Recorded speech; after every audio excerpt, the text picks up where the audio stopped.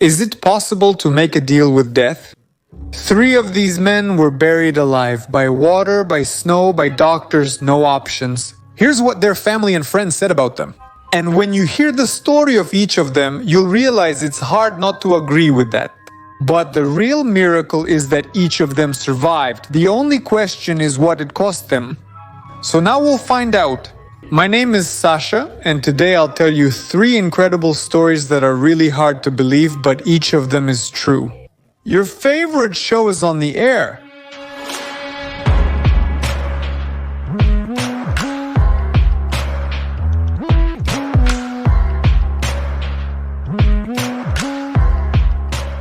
On Sunday morning, May 26, 2013, ship cook Harrison Oken experienced something he would remember for the rest of his life. Which, unlike him, is truly an incredible story, and it's no wonder. That day, at around 4:30 in the morning, about 19.88 miles off the coast of Nigeria in the Gulf of Guinea, a real storm was raging. Not the best place and time to transport thousands of gallons of oil. But that's exactly what a Chevron oil tanker was doing there at that time. The waves rocked the huge vessel like a toy. So the company decided to immediately send several smaller but extremely powerful tugboats to help. Their task was to stabilize the tanker and help it get through the storm safely and undamaged. After all, losing millions of dollars in the form of oil spilled into the ocean was not part of the company's plan. So, on both sides of the tanker, trying to compensate for the forces of Mother Nature, there were 2 tugboats. Another one, named Jescon 4, was ahead, slowly pulling this whole operation forward. At that time, there was a crew of 12 people working on the Jescon, but only one of them was lucky enough to see land again. And that was Harrison Oken. The trouble didn't really scare the young cook. He was used to the open sea and to the fact that all sorts of things could happen there. So when on May 26th he woke up because the ship was rocking heavily from side to side, he reacted to it, well, quite calmly. It had happened before, that's just the job. At about 4:45 in the morning, wearing only his underwear, he left his cabin and went to the bathroom to take care of his, so to speak, morning routine before starting to prepare breakfast for the whole crew. On his way, Coca was tossed from side to side, constantly bumping into the doors of the cabins where the other crew members were sleeping. All of them were locked because in that part of the Atlantic Ocean, pirates are quite active, living their pirate lives. So for safety reasons, every important room is locked at night. Finally, after reaching the bathroom, Harrison went inside, closed the door, settled comfortably on the toilet, and almost immediately felt his world start to turn upside down. Literally. At 4:50, a huge wave crashed into the side of the ship Jescon 4. It snapped the cable that connected the tugboat to the tanker, broke part of the hull, and capsized the ship upside down. Oken was in shock, hearing the distant screams of people, the screech of metal, and the noise of water on the ship. So, he decided that it was time to get out of there. Standing up and now standing on the ceiling, Harrison began to open the bathroom door. It turned out not to be such an easy task, made even harder by the icy ocean water rushing in at a terrifying speed. It pushed the door back, but gathering all his strength, Harrison still managed to open the door and get out of the bathroom. After that, he immediately started moving toward the emergency hatch. It was the only way to get out of the overturned ship. At the end of the corridor stood 3 crew members who had managed to get out of their cabins. They were already practically near the hatch. Harrison looked at them, feeling some relief. The exit is near, he can see it. A bit more effort and they'll all escape this nightmare. But these thoughts were abruptly cut off by a torrent of the elements. The window near the emergency hatch was smashed by a powerful stream of cold water, which instantly swept away the 3 men standing next to it. Harrison heard harsh blows of bodies against the metal and realized that most likely the people he had been looking at just a few seconds ago were already dead. At the same moment, the water reached the wiring and the lights on the ship went out. Total darkness. The only way out of the overturned ship, which is rapidly sinking to the bottom, is flooded and water continues to pour in at a catastrophic rate. Shock. The current throws Harrison into the bathroom, which was connected to the engineer's cabin, and at some point completely covers him. In total darkness, he begins to swim upward. No calculations, because there is only the bottom of the ship, which is rapidly filling with water and sinking. He knew it very well.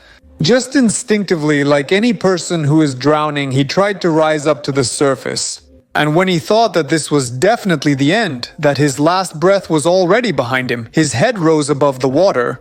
Being in complete shock, he began to gasp for air greedily. In a small engineering compartment, where the stream of water had thrown Harrison, a small air pocket remained. The chances that such a pocket would form somewhere on a ship with a broken hull were, in principle, not great. And the chances that it would happen right here, in the place where Mr. Okin happened to end up, were practically zero. So, keeping his head above water, Harrison began to pray. It was the only thing he could do, being in complete darkness, neck deep in water, as the vessel kept sinking deeper into the abyss. After some time, everything shook again. At a depth of 98 feet, the ship reached the bottom. The cook once again thought that this was definitely the end. After all, something could have changed after the impact. For instance, the ship's angle or a new hull crack could appear.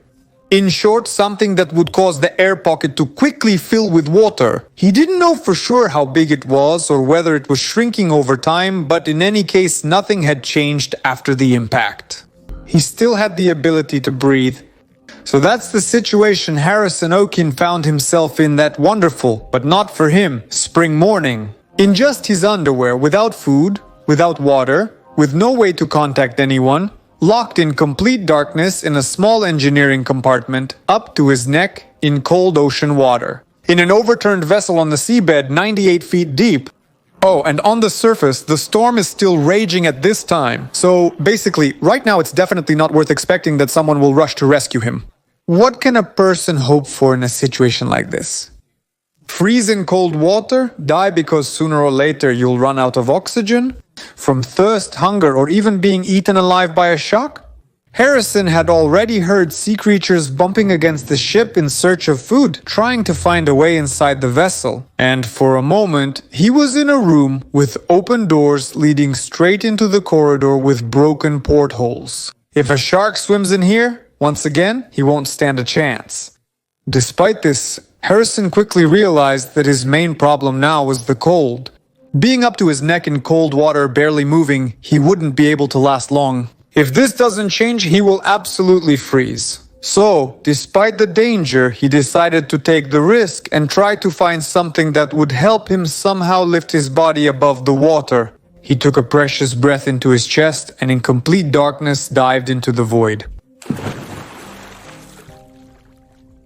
On the way to the neighboring cabin, Harrison felt something touch him. He wasn't sure, but he thought it was the body of one of the crew members. Desperately searching for anything that could help him, he groped along one of the cabin walls, found wooden panels and tore them off. After that, he returned to his air pocket, but unfortunately, it wasn't enough. So he dived again and again and again. After several such swims, Harrison Okin was able to retrieve a few wooden panels, a mattress, a can of cola, and a flashlight. The man was able to see his surroundings for the first time, an air pocket about 20 meters high. Thanks to the materials he managed to retrieve, Harrison built something like a raft or a small stool, which allowed him to rise higher and keep not only his head but also his body above the water. His heart and lungs were insulated, so that was one less problem to worry about. Despite all this horror and what seemed like a hopeless situation, Harrison knew that sooner or later he would be found. The only question was whether he would still be alive by then. The rescuers received an Save Our Soul signal from the tugboat Jescon 4 while it was still sinking. But due to the strong storm and the speed at which the vessel went down, there was no chance to start the rescue operation in time. Moreover, at a depth of 98 feet, the vessel was lying upside down on the seabed. Swimming inside was quite risky. And even experienced divers are not recommended to stay at such a depth for more than 20 minutes at a time. In any case, Harrison was waiting. After 24 hours, he was still holding on. But again, he was in the dark. The flashlight ran out quickly, just like the cola, and the oxygen was running out too. Moreover, because of the salty water, the man's skin was not having its best days, and not just in one piece. I was very hungry, but even more, I felt thirsty. The salty water was literally peeling the skin off my tongue. Around the same time, when he was once again left in the darkness, Harrison began to hear the sounds of sharks coming from the neighboring cabin. The man didn't move and prayed, and once again he was lucky. Not a single shark attacked him the entire time. After an incredible 60 hours, most of which passed in complete darkness, Harrison saw a light flash from below. He was in complete shock and doubted whether he had really seen something or if his exhaustion was starting to get to him. In any case, despite the fact that there could be sharks there, he decided to go toward the light, clinging to what seemed like a faint hope for rescue. After passing the bathroom, the neighboring cabin, and even swimming out into the corridor for the first time, he still didn't see anything. Darkness. So Harrison returned to the air pocket, where with each breath there was less and less air, and thought that this was definitely the end. There are no options or hope left, nothing remains. But at that moment the light appeared again, this time for sure, because it was moving directly toward him. It was a diver. The rescuer was sent to bring the bodies of the members of the Decompression team to the surface. No one expected that there would be anyone alive. After all, people don't survive on sunken ships, trapped in a small air pocket underwater at a depth of 98 feet for 60 hours. It's impossible. Well, more precisely, it was impossible until it happened with Harrison Okinom. He is the only person who has managed to survive for so long in such conditions without special equipment. Without any equipment at all, basically. Despite everything Harrison had already been through, the first thing he felt when he saw the diver was fear. He was afraid of scaring the person because he understood that no one expected to find anyone alive here. So, when the diver swam past him, he carefully, gently touched him with his hand. The rescuer, in shock, began to swim up and surfaced in Harrison's air pocket. By the way, the diver had his camera on so we can see this incredible moment with our own eyes.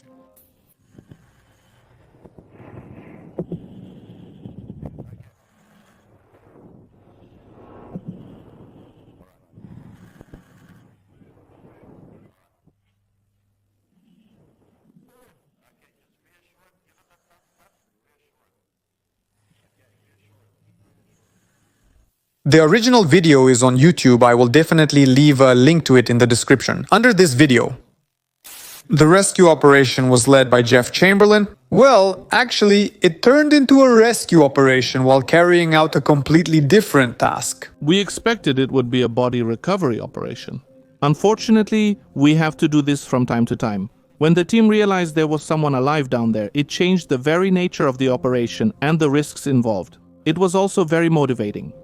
You don't often come across stories like this. Rescuers say that despite dehydration, exhaustion, and not even being able to imagine what kind of emotional state he was in, Harrison surprisingly was quite calm, which, in their opinion, helped him survive for so long. He would have had enough oxygen supply for another 2 days.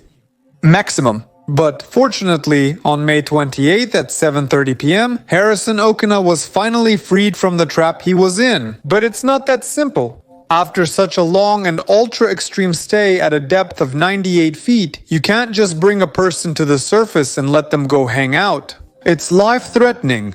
When our body quickly moves from an environment with higher pressure to one with lower pressure, which is exactly what had to be done with Mr. Okinu, the nitrogen dissolved in the blood just starts to go crazy. This is called decompression sickness or caisson disease. At this moment, the blood, so to speak, starts to boil. Bubbles form in it, which can get into various organs and, as a result, cause serious health problems.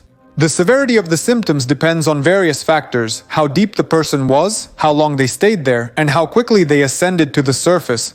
Specifically, in the case of Harrison Okina, a rapid ascent to the surface without additional procedures would inevitably have led to death. So at first he had to spend another 2.5 days in a decompression chamber, and only then did he finally return to his wife on dry land, on which the man was still tormented by nightmares for a long time. And that's not surprising, because after what he went through, it's hard to just snap your fingers and start living your normal life again. Even now at home, I often dream that the bed I'm sleeping on is sinking underwater. Then I wake up screaming. Harrison said that he would never go near water again and would only work on land. And if I were in his place, I would do the same. However, a few years later, he not only returned to the sea, but actually became a diver himself. What's more, now he works for the very company that saved him. In my opinion, this is simply an incredible story that teaches us to always believe in the best. However, it might slightly reduce your love for the ocean and small rooms. Although troubles happen not only in the depths, but also, on the contrary, very high up. By the way, about that,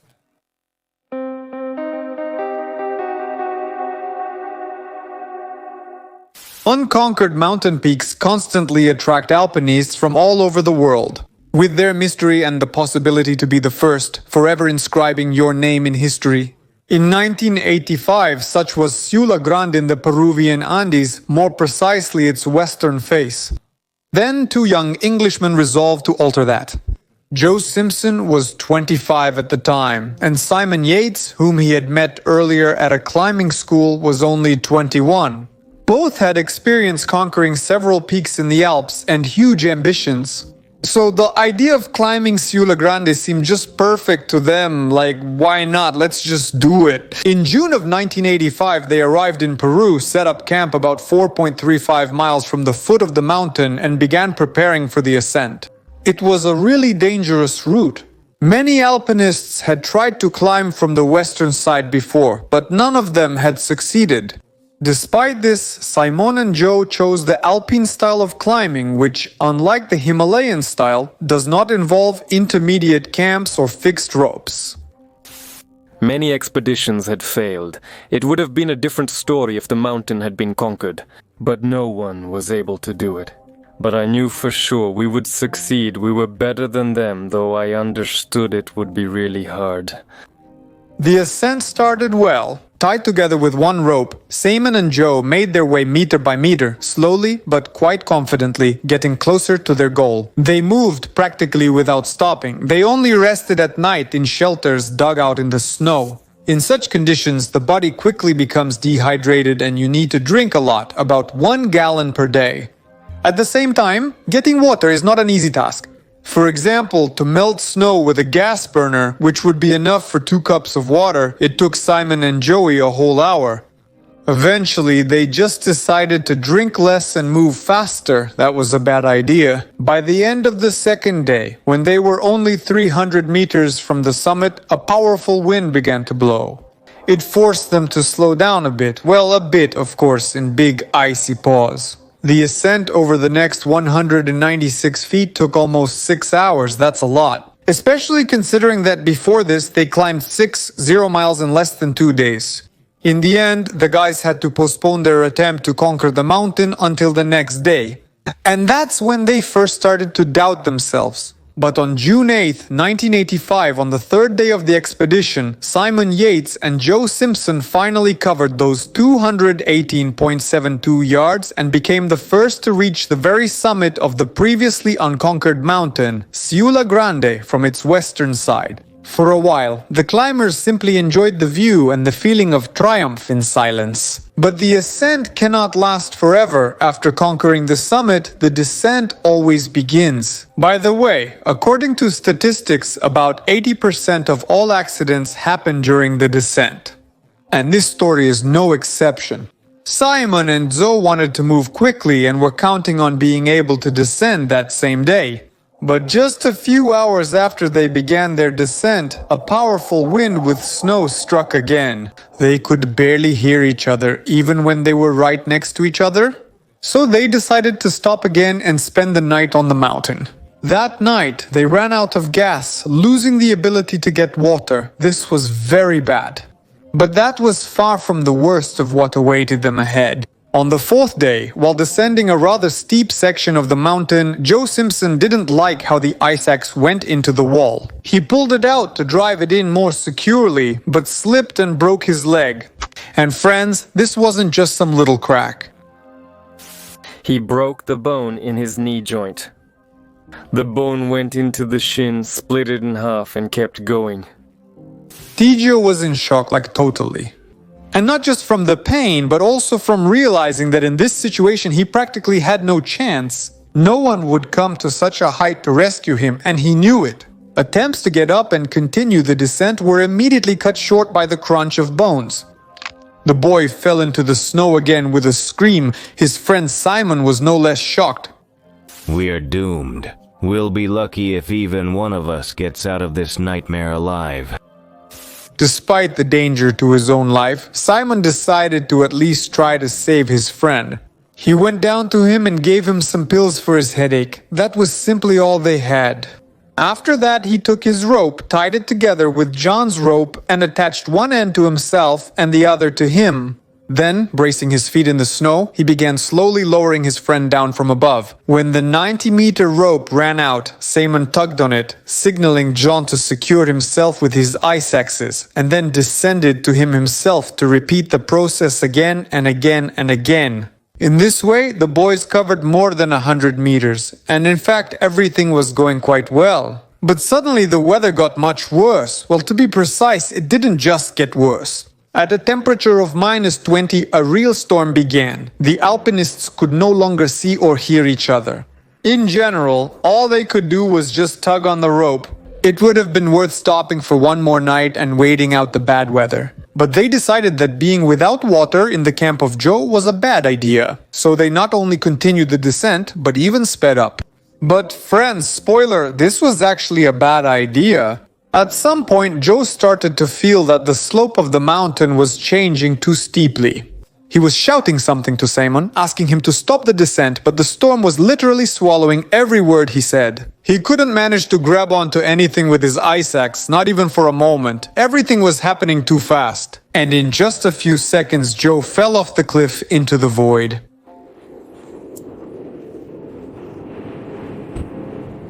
On the mountain, Simon felt the weight increase and he was suddenly pulled downward. But gathering all his strength, the boy managed to stabilize himself. At first, he didn't even give it much importance. He believed it was just a challenging part. The angle had shifted, but all would be fine. But Joe was hanging at a height of 27.34 yards above a gorge about 22 yards wide and realized that nothing would be okay. Probably never. He tried to reach the wall with his ice axe, but it was too far away. After a few minutes, Simon began to understand what was happening, and he was overcome with terror. He didn't know the exact circumstances Joe was in, whether he was hanging a meter above the ground or 100, or even if he was alive at all. They shouted to each other, but absolutely nothing could be heard because of the great distance and the raging wind. Joe knew that his only chance of rescue would be to climb up the rope. And the sooner he did it, the better, because he also knew that Simon couldn't hold him forever. Sooner or later, he would either fall together with him or cut the rope. Simon couldn't pull up 176 pounds of weight. The fourth day of the journey, without water, -20 snow, wind.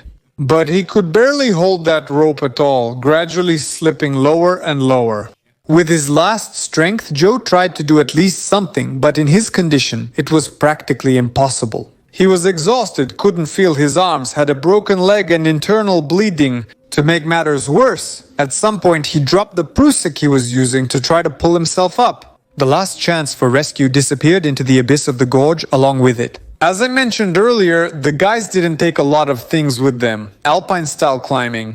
They only had one knife between the two of them, and right now it was in Simon's backpack, who with every second was descending lower and lower, losing his last strength trying to hold Joe above the abyss. After spending about an hour and a half in that position, Simon made the decision to cut the rope.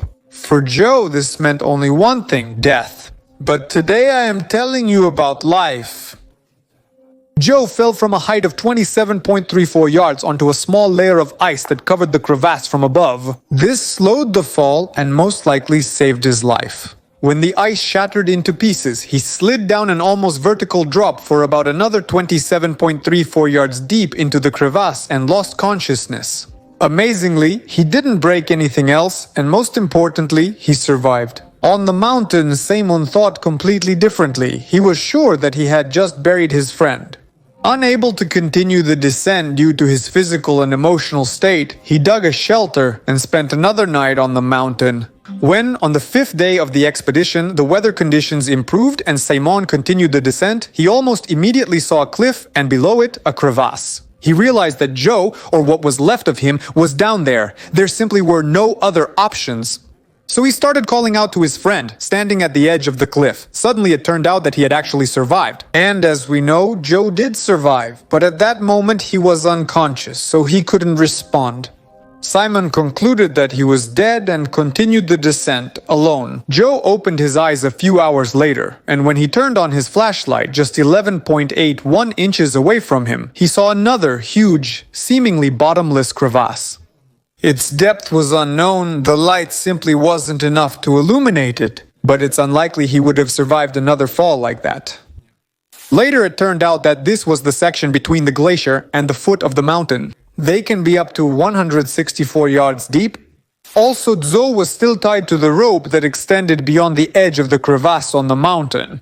This meant that either his friend fell with him and most likely died, or he cut the rope himself to save his own life. Zoe decided to try pulling on it, because if Simon's body was still there, it could serve as a counterweight, which theoretically would give him a chance to climb up. He started pulling the rope, but very soon the end fell down and he realized that Simon had made the decision to cut it. Strange feelings. Joe was both glad that his friend was alive and saddened because he knew that most likely this was definitely the end. He screamed, cried, and punched his face in complete loneliness. He was answered only by the icy dark abyss, with some eerie sounds as if something was breaking and moving inside.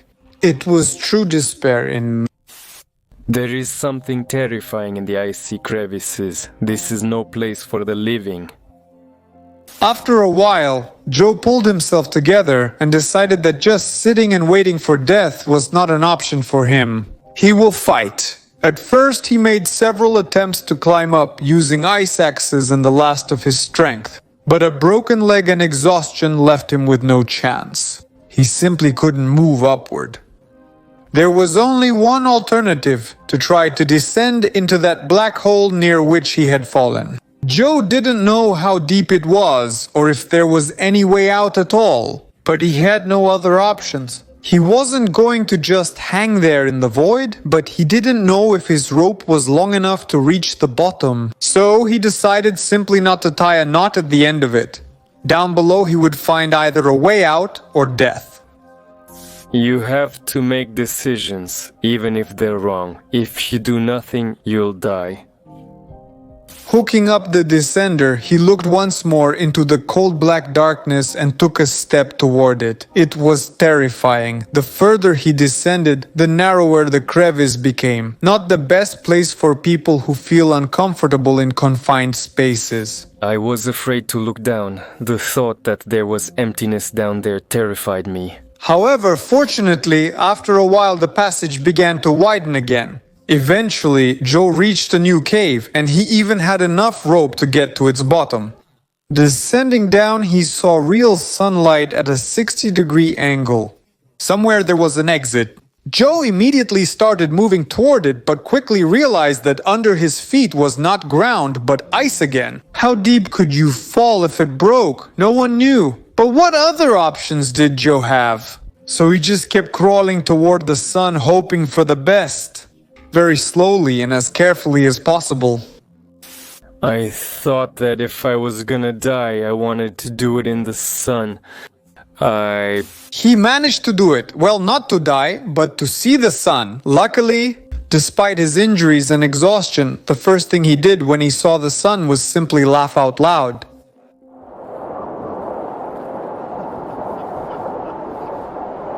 It's really incredible, however, it's hard to call it a rescue. A broken leg, no water, still 4.35 miles to the camp, across a glacier and not a single living soul around. Besides, even if he manages to get there, it's not certain that Simon is still there. But Joe really wanted to live, but he immediately started moving forward. For most of the way, which went across the glacier, he simply pushed himself forward with one leg while sitting. After all, he couldn't walk. When it was no longer possible to crawl, he made a tire out of a sleeping mat and, clenching his teeth, jumped over the rocks. It was painful, very. Thinking about how long he would have to move like that, Joe fell into despair. It seemed simply impossible. So he decided to set small intermediate goals for himself, like, in 20 minutes I have to be near that rock. And little by little he moved forward, rejoicing like a child when he managed to do it. He wet himself, drank dirty water. Absolutely everything except survival stopped making sense to me. I had nothing left and I didn't care. I lost my dignity. It didn't matter if I was strong or weak, I became nobody. An unusual feeling.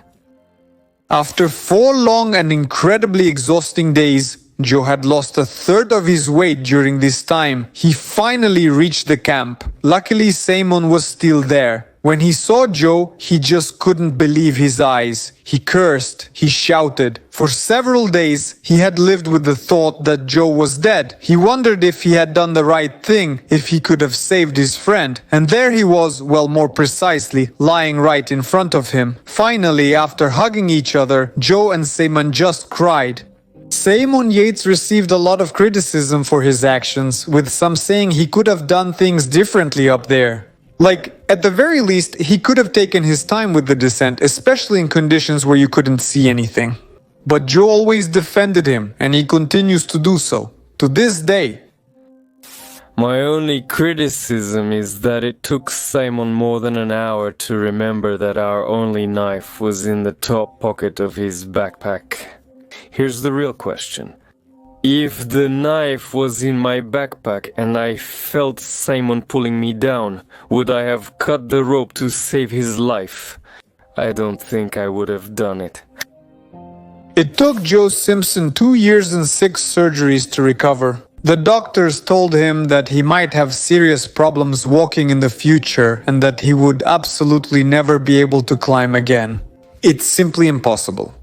However, Joe's understanding of what is impossible has changed a lot since his last journey. In just 2 years, he was not only walking but conquering peaks again.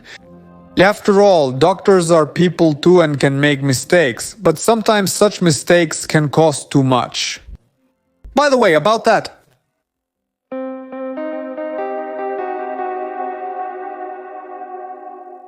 Did you know that a stroke is one of the main causes of death for people all over the world? It happens more often in people over 60. Elderly people are in the risk zone. Recently, doctors say the disease has become much more common among younger people, unfortunately.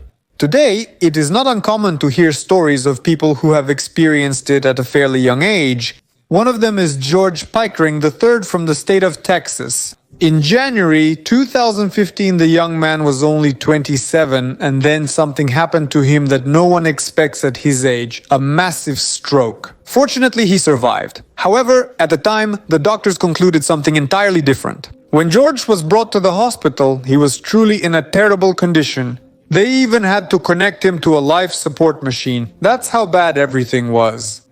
After a series of examinations, the doctors delivered terrible news to George's family.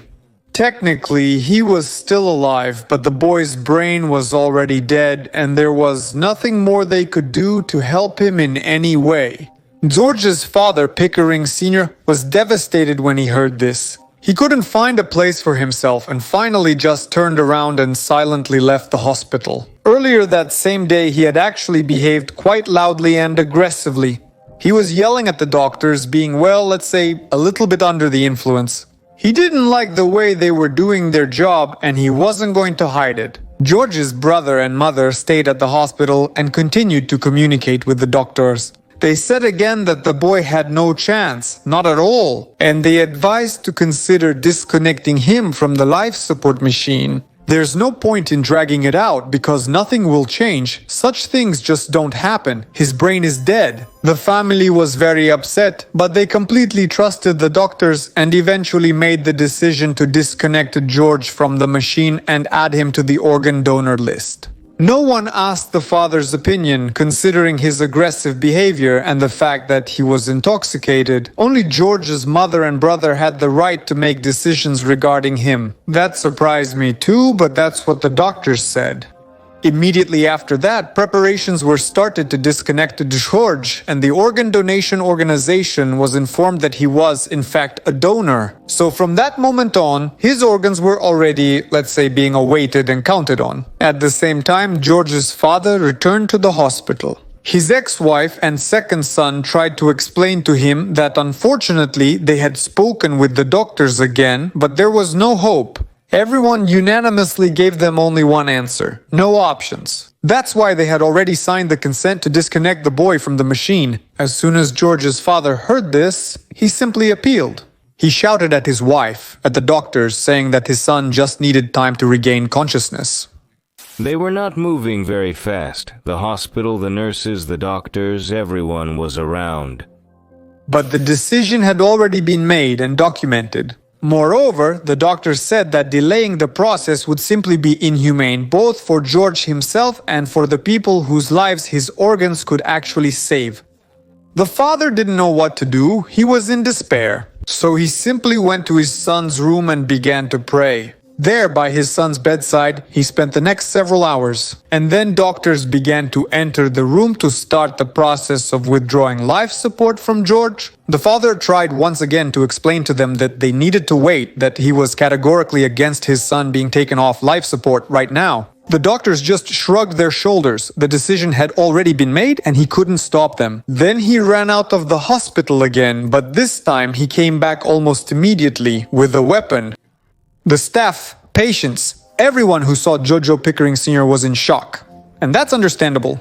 An armed, angry man bursting into a hospital is rare, even in Texas. To resolve the situation, his other son ran up to him and after a brief conversation managed to persuade his father to hand over the weapon. But the old Boy Scout had one more.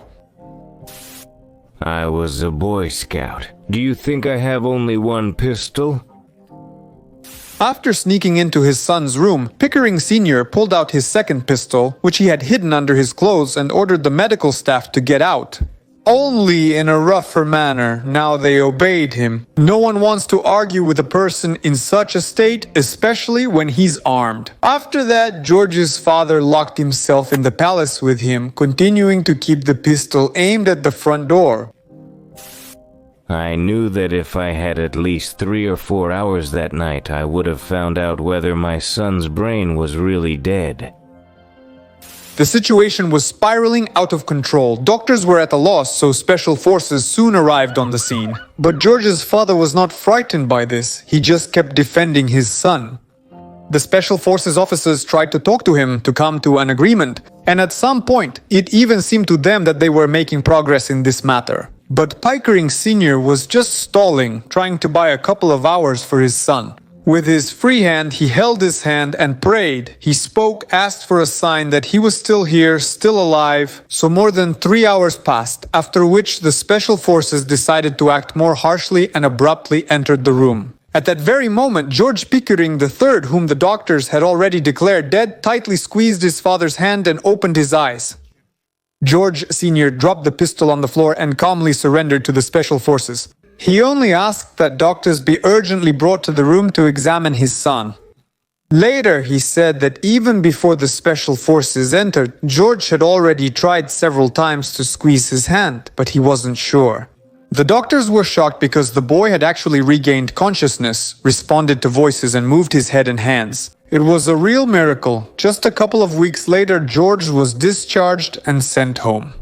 And his father was sent to prison for 10 months for attacking hospital staff with a firearm, and unfortunately not to a Norwegian one. It's strange that the doctors weren't convicted because they themselves say that if it weren't for those few hours that George Starshey won for his son, he would have absolutely been dead. Well, maybe for that you'd have to dig into the laws of the state of Texas. The man was released after 10 months and doesn't regret what he did. I actually think he should be proud of it. After all, he didn't hurt anyone, on the contrary, and his son thinks the same way. It's a parent's duty to protect their children, and that's what my father did. Everything good that made me a man is thanks to this man sitting next to me now. Well, thank you to everyone who is still here at this point in the video. You are incredible. And by the way, now it's up to you whether this video gets 1,000 views or 1,000,000. Please share this with your grandmothers, friends, and loved ones. It's very important to me. Also, in the description, you'll find a link to support the channel financially. This is optional, but know that in 5 years I haven't had any paid advertisements, even though the content is quite expensive. I talked about this at the end of the previous video. By the way, check it out too, it's really great. Remember to prioritize donating to the armed forces before anyone else. That's the way it is. That's all for today. We'll meet again on Halloween. I promise it'll be frightening. This was Sasha on the Blogmaster channel. I flew!